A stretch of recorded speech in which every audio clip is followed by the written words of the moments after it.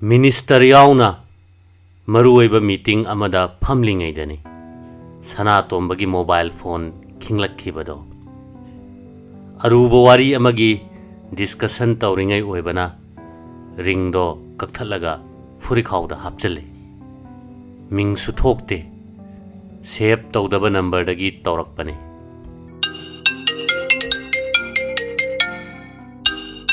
ngahak kanaraga amukshu khinglai yengubada ngasai gi number do oiramni Sanatomba phone do kakthatlaga silent mode thamjala sira khalabani adubu tanja menja yamna khangba minister duna hairei mapanda thoga pairuro athu akagi oirambasu yai kadudagi prap thoraklaga phone do receive tawe hello kana oibirabano Langlen gi father oibirabra mani kari matangi ai mo school gi principal ni Langlen do class yawring ai da sor honba waren hairam ni hai adudagi phibam lusilakpadagi siroi hospital na pukhatkre yaraga di khara thuna hospital da amta yawbiro Sanatomba pakhatkre athuba thabak ama leire haram laga hospital tamnagari thodokre mahaki mahausaga manadaba mataududa office ki staff singdo ngakna yengduna lehawi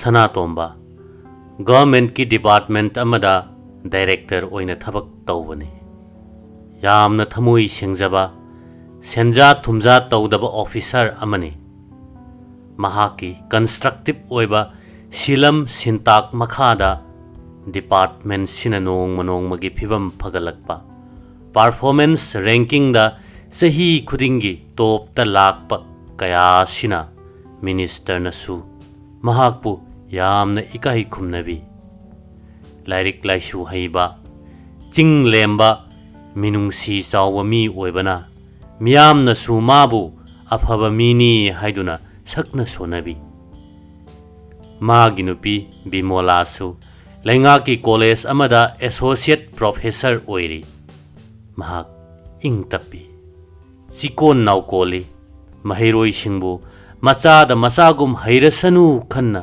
takpi tambi masak matauda lairik laisuda lamchat sajatta nupi am oibagi awat pa amatta leite ahen mangaktani makhoi anina poksaba macha nupi ni Langlen mathantani mahak class 12 ta tamle luhonglaba matungda Sanatomba amadi Bimola matam kuina angang yaukhide awat pa leitraba imungduda masima khaktangni lining oinariba laifam khuding chattuna nijaki khwaidagi phare haiba doctor gi manak ta chattuna advice hanjin lawki usinna sinna macha nupi ama phangjaki mari mata imung manung pomba harau mathoi kaki yamna nungsina Langlen haina mingthon bire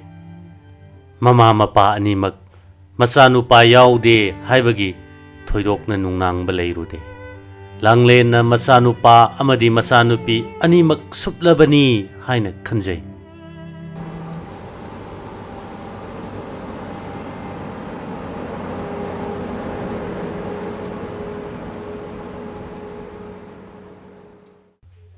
hospital yaure Sanatomba parking da gari khamlamlaga thuna yangna emergency ward lomda changsilai asokpa atekpa akaiba mayam ama bed mathakta ta duna leiribado ubada hena mi paiba polai wakhalda chingnaba ama phaure laibak tu humang marik karaga sor thabet hole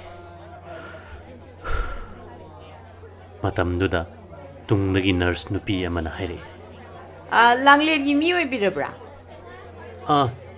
mani ai mapani ꯑꯗꯣꯏꯗꯤ ꯁꯣꯝꯗ ꯂꯥꯛꯄꯤꯔꯣ ꯑꯩꯒ ꯆꯪꯃꯤꯟꯅꯔꯁꯤ ꯅꯔꯁꯇꯨꯒꯤ ꯇꯨꯡ ꯏꯟꯗꯨꯅ ꯂꯥꯡꯂꯦꯟꯒꯤ ꯕꯦꯠ ꯂꯩꯔꯤꯕ ꯀꯥꯗꯨꯗ ꯆꯪꯃꯤꯟꯅꯔꯛꯏ ꯁꯅꯥꯇꯣꯝꯕꯅ ꯈꯜꯂꯨꯕꯒꯤ ꯑꯣꯟꯅ ꯇꯩꯅꯕꯗ ꯂꯥꯡꯂꯦꯟꯒꯤ ꯐꯤꯕꯝ ꯌꯥꯝꯅ ꯐꯒꯠꯂꯝꯂꯦ ꯑꯣꯖꯥ ꯅꯨꯄꯤ ꯑꯃꯒ ꯃꯃꯥꯟꯅꯕꯤ ꯑꯅꯤꯒ ꯅꯣꯛ ꯅꯣꯛꯇꯨꯅ ꯋꯥꯔꯤ ꯁꯥꯟꯅꯔꯝꯃꯤ ꯁꯅꯥꯇꯣꯝꯕ ꯉꯁꯥꯏ ꯃꯈꯩ ꯄꯥꯈꯠꯂꯝꯕꯗꯣ ꯁꯣꯔ ꯈꯔ ꯍꯣꯟꯗꯣꯛꯆꯔꯦ ꯃꯈꯣꯏ ꯐꯝꯃꯤꯟꯅꯗꯨꯅ ꯋꯥꯔꯤ ꯋꯥꯇꯥꯏ ꯁꯥꯟꯅꯔꯦ ꯗꯣꯛꯇꯔꯅ ꯀꯔꯤꯁꯨ ꯊꯣꯏꯗꯣꯛꯄ ꯇꯧꯗ꯭ꯔꯦ ꯌꯨꯝꯗ ꯆꯠꯄ ꯌꯥꯔꯅꯤ ꯍꯥꯏꯗꯨꯅ ꯗꯤꯁꯆꯥꯔꯖ ꯇꯧꯔꯦ ꯆꯠꯂꯁꯤ ꯍꯥꯏꯗꯨꯅ ꯃꯔꯥꯡ ꯇꯧꯅꯔꯤꯉꯩ ꯃꯔꯛꯇꯨꯗ ꯑꯉꯥꯡꯁꯤꯒꯤ ꯃꯄꯥ ꯑꯣꯏꯕꯤꯔꯕ꯭ꯔꯥ ꯗꯣꯛꯇꯔ ꯅꯨꯄꯤ ꯑꯃꯅ ꯍꯪꯉꯛꯏ ꯍꯣꯏ ꯁꯅꯥꯇꯣꯝꯕꯅ ꯈꯨꯝꯃꯤ ꯋꯥꯔꯤ ꯑꯃ ꯁꯥꯒꯗꯕ ꯂꯩ ꯑꯩꯒꯤ ꯀꯥꯗ ꯑꯝꯇ ꯆꯪꯕꯤꯔꯛꯑꯣ ꯁꯅꯥꯇꯣꯝꯕ ꯀꯥꯗꯨꯗ ꯆꯪꯉꯤ ꯑꯗꯨꯒ ꯆꯤꯌꯔꯗ ꯇꯞꯅ ꯐꯝꯃꯤ ꯗꯣꯛꯇꯔꯗꯨꯅ ꯋꯥꯈꯜ ꯉꯥꯏꯍꯥꯛ ꯈꯜꯂꯒ ꯁꯅꯥꯇꯣꯝꯕꯗ ꯌꯦꯡꯂꯒ ꯍꯪꯂꯛꯏ ꯏꯃꯨꯡ ꯃꯅꯨꯡ ꯑꯍꯜ ꯂꯃꯟꯁꯤꯡ ꯀꯅꯥꯒꯨꯝꯕ ꯊꯃꯣꯏꯒꯤ ꯑꯅꯥꯕ ꯂꯩꯕꯒ ꯌꯥꯎꯕꯤꯕ꯭ꯔꯥ ꯁꯅꯥꯇꯣꯝꯕꯒꯤ ꯋꯥꯈꯜꯗ ꯆꯤꯡꯅꯕ ꯑꯃ ꯐꯥꯎꯔꯛꯏ ꯑꯩꯒꯤ ꯐꯥꯗꯔꯗꯣ ꯍꯥꯔꯠꯀꯤ ꯑꯅꯥꯕꯅ ꯂꯩꯈꯤꯗꯕꯅꯤ ꯑꯇꯩꯗꯤ ꯊꯣꯏꯗꯣꯛꯄ ꯌꯥꯎꯗꯦ ꯂꯥꯏꯕꯛ ꯊꯤꯕ ꯍꯥꯏꯕꯗꯨꯅꯤ ꯃꯥꯒꯤ ꯀꯦꯁꯁꯦ ꯑꯔꯥꯏꯕ ꯑꯣꯏꯔꯣꯏꯗꯧꯔꯤ ꯑꯩꯅ ꯆꯤꯡꯅꯕ ꯈꯔ ꯂꯩ ꯍꯥꯏꯁꯤꯕꯨ ꯗꯣꯛꯇꯔ ꯉꯁꯤꯒꯤꯕꯨꯗꯤ ꯗꯤꯆꯥꯔꯖ ꯇꯧꯔꯕꯅꯤ ꯀꯩꯁꯨ ꯊꯣꯏꯗꯣꯛꯄ ꯇꯧꯔꯔꯣꯏ ꯑꯗꯣ ꯑꯊꯨꯕꯗ ꯇꯦꯁ ꯈꯔꯗꯤ ꯇꯧꯊꯣꯛꯁꯤ ꯃꯈꯥ ꯇꯥꯅ ꯇ꯭ꯔꯤꯠꯃꯦꯟ ꯃꯊꯧ ꯇꯥꯔꯛꯄꯁꯨ ꯌꯥꯏ ꯗꯣꯛꯇꯔꯗꯨꯅ ꯆꯦ ꯃꯆꯦꯠ ꯑꯃꯗ ꯀꯔꯤ ꯀꯔꯤꯅꯣ ꯈꯔ ꯏꯔꯤ ꯃꯗꯣ ꯁꯅꯥꯇꯣꯝꯕꯗ ꯄꯤꯔꯒ ꯆꯦꯛꯁꯤꯟꯅ ꯋꯥ ꯈꯔ ꯁꯤꯟꯅꯔꯤ ꯆꯤꯡꯅꯕ ꯋꯥꯈꯜ ꯑꯃꯒ ꯂꯣꯏꯅꯅ ꯁꯅꯥꯇꯣꯝꯕ ꯊꯣꯔꯛꯏ ꯃꯆꯥꯅꯨꯄꯤ ꯄꯨꯗꯨꯅ ꯌꯨꯝꯂꯣꯝꯗ ꯒꯥꯔꯤ ꯊꯧꯔꯛꯏ ꯃꯃꯥꯟꯅꯕꯤ ꯑꯅꯤꯗꯨꯒ ꯑꯣꯖꯥ ꯅꯨꯄꯤꯗꯨꯒꯁꯨ ꯁ꯭ꯀꯨꯜꯒꯤ ꯚꯦꯟ ꯑꯃꯗ ꯆꯠꯈ꯭ꯔꯦ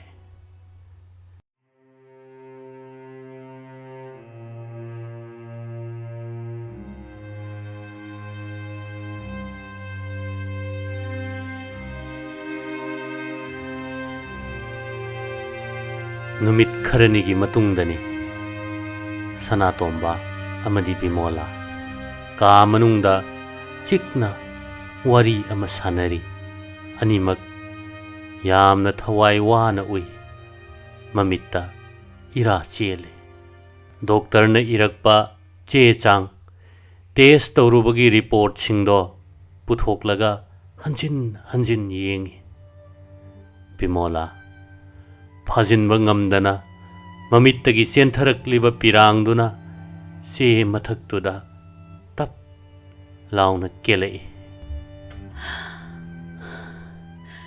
ꯃꯁꯤꯕꯨ ꯑꯣꯏꯊꯣꯛꯄ ꯌꯥꯕ꯭ꯔꯅꯦ ꯊꯥꯖꯗꯦ ꯑꯩ ꯁꯨꯡꯊꯥ ꯊꯥꯖꯗꯦ ꯁꯅꯥꯇꯣꯝꯕ ꯀꯔꯤꯃꯇ ꯉꯥꯡꯗꯅ ꯑꯉꯥꯎꯕꯒꯤ ꯃꯇꯧꯒꯨꯝ ꯕꯤꯃꯣꯂꯥꯗ ꯃꯨꯟꯅ ꯌꯦꯡꯗꯨꯅ ꯂꯩ ꯑꯃꯨꯛꯁꯨ ꯁꯣꯔ ꯃꯄꯤ ꯁꯥꯡꯅ ꯍꯣꯜꯂꯤ ꯃꯔꯛ ꯑꯗꯨꯗ ꯕꯤꯃꯣꯂꯥ ꯃꯈꯥ ꯇꯥꯔꯛꯏ ꯄꯦꯟꯗꯦ ꯑꯩ ꯌꯥꯝ ꯄꯦꯟꯗꯦ ꯅꯣꯡꯗꯝꯕꯒꯤ ꯅꯣꯡꯗꯝ ꯈꯣꯠꯂꯤ ꯍꯥꯏꯔꯕꯁꯨ ꯀꯔꯤꯒꯤꯅꯣ ꯑꯩꯈꯣꯏꯒꯤ ꯄꯨꯟꯁꯤꯗ ꯑꯁꯨꯝꯅ ꯀꯔꯦꯝꯅꯕꯤꯔꯤꯕ ꯏꯆꯥꯒꯤ ꯃꯍꯨꯠꯇ ꯑꯩ ꯑꯣꯏꯅ ꯂꯧꯁꯤꯟꯕꯤꯔꯣ ꯑꯁ ꯀꯔꯤꯅꯣ ꯅꯪꯅ ꯇꯧꯔꯤꯁꯤꯕꯣ ꯅꯆꯥꯅꯨꯄꯤ ꯇꯥꯒꯤꯅꯤ ꯍꯥꯏꯕꯅꯦ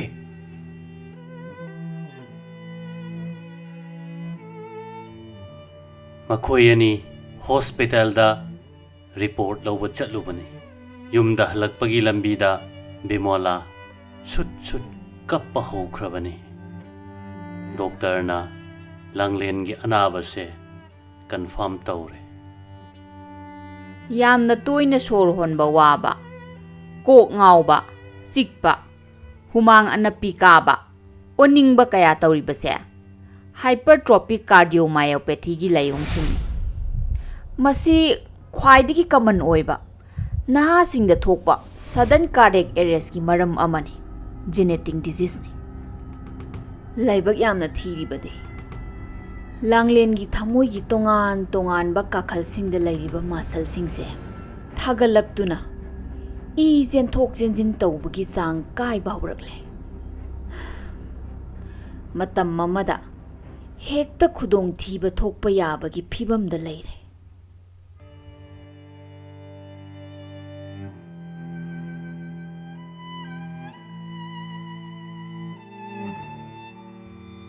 ꯑꯣꯟꯊꯣꯛꯄ ꯍꯥꯏꯕꯗꯨꯅꯤ꯫ ꯑꯋꯥꯕ, ꯅꯨꯡꯉꯥꯏꯕ ꯁꯤꯅ ꯁꯤꯅ ꯂꯥꯛꯇꯨꯅ ꯃꯤꯑꯣꯏꯕꯒꯤ ꯄꯨꯟꯁꯤ ꯂꯝꯕꯤꯗ ꯀꯔꯦꯝ ꯀꯊꯥꯏꯅ ꯂꯛꯅꯔꯕꯁꯤꯔꯥ ꯇꯥꯏꯕꯪꯒꯤ ꯀꯨꯝꯃꯩ ꯍꯥꯏꯕꯗꯣ꯫ ꯀꯔꯤꯁꯨ ꯈꯪꯖꯗ꯭ꯔꯤꯕ ꯄꯤꯛꯂꯤꯕ ꯑꯉꯥꯡ ꯅꯨꯄꯤ ꯃꯆꯥ ꯑꯁꯤꯅ ꯃꯥꯒꯤ ꯄꯨꯟꯁꯤꯒꯤ ꯄꯥꯟꯗꯝ ꯑꯃꯈꯛ ꯐꯪꯅꯕ, ꯃꯤꯊꯣꯏ ꯃꯤꯍꯦꯟꯕ ꯃꯤꯁꯛ ꯑꯃ ꯑꯣꯏꯕ ꯉꯝꯅꯕ ꯍꯥꯏꯗꯨꯅ ꯑꯍꯤꯡ ꯀꯌꯥ ꯇꯨꯝꯗꯅ ꯂꯥꯏꯔꯤꯛ ꯑꯧꯔꯥꯏꯔꯤ꯫ ꯃꯍꯥꯛꯀꯤ ꯄꯨꯟꯁꯤꯒꯤ ꯑꯉꯟꯕ ꯑꯌꯨꯛ ꯑꯁꯤꯗ ꯅꯣꯡꯗꯝꯕꯅ ꯀꯔꯤꯅꯣ ꯇꯝꯕꯤꯔꯝꯂꯤꯕ ꯀꯅꯥꯅ ꯈꯪꯒꯅꯤ? ꯇꯥꯡꯅ ꯐꯪꯖꯕ ꯃꯆꯥꯕꯨ ꯊꯃꯣꯏꯅꯨꯡꯗ ꯆꯦꯠꯇ ꯀꯣꯟꯗꯨꯅ ꯊꯝꯖꯔꯝꯕ ꯃꯃꯥ ꯃꯄꯥ ꯑꯅꯤꯒꯤ ꯄꯨꯟꯁꯤꯅ ꯀꯔꯤ ꯑꯣꯏꯍꯧꯕ? ꯄꯨꯝꯅꯃꯛ ꯇꯥꯏꯕꯪ ꯂꯤꯂꯥꯅꯤ ꯈꯟꯗꯨꯅ ꯌꯦꯡꯂꯁꯤꯔꯥ?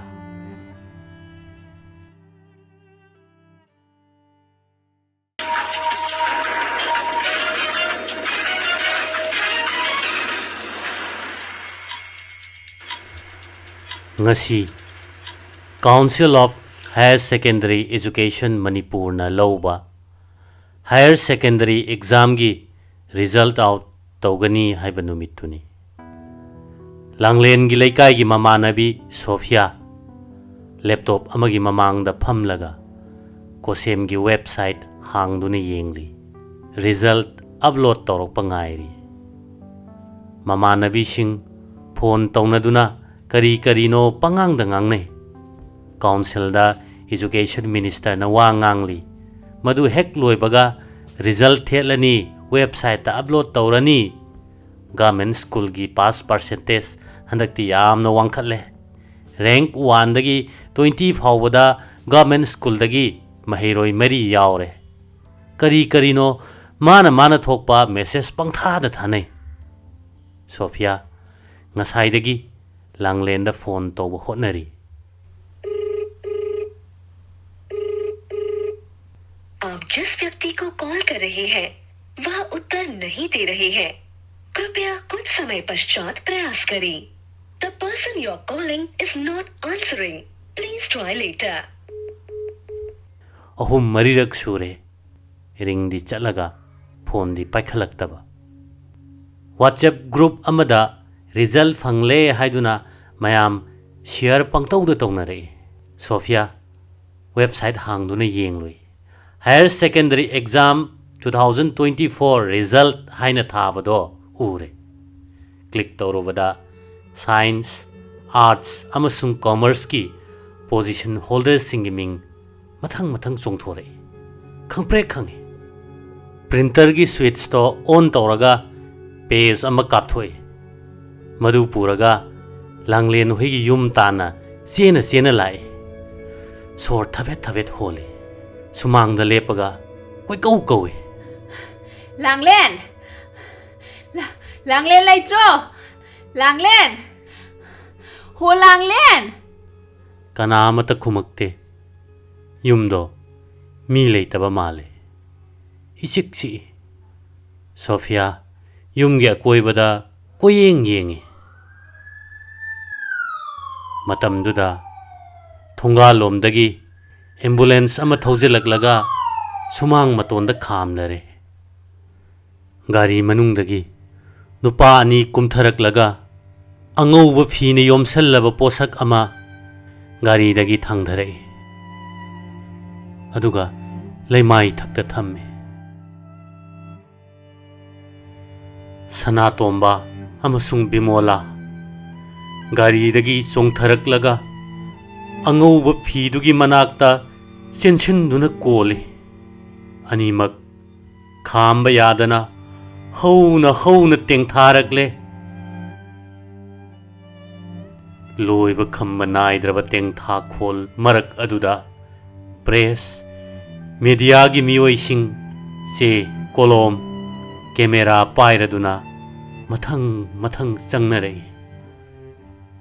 सोफिया लाक्लिबा मीसिंगदुदा अमुक येंग खुत्ता पाइरिबा चेदुदा अमुक येंग चंगकनना लेप्तुना ले बिमोला मसम मना इफा फा मफी मरोल मथोंग मरम खंगदबा मखै लैमाई तकता थरो थरो ओंदुना ओ खोंगबा मखै कप्पा हौरक्ले अपिंग अफाई ओइना चेनसिंदुना सोफिया अंगौबा फीदो हाइगत्तुना येंगलुरी मतम लैबा खिबिकता हराव तयामना नोक खेदुना त लैगनबी नुंसीरबी ममानबीगी सकफमदुना लाउरिबा खोंगलिबा मयाम मदो अमत्ता तादबा मखै तुमिन्ना तादुना लैरिबदो उबदा महाक खांगबा ngamlaktre चेत न कोनसिंदुना लांगलेनबु कौ कौदुना कपख्रे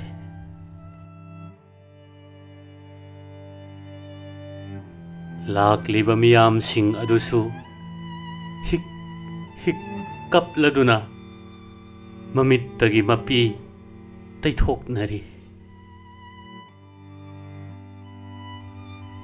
टीवी चैनल सिंगदा higher secondary school exam first position holder for science stream Maibam Langlen Chanu हाइना लाइव थारमबदुसु मुथतख्रे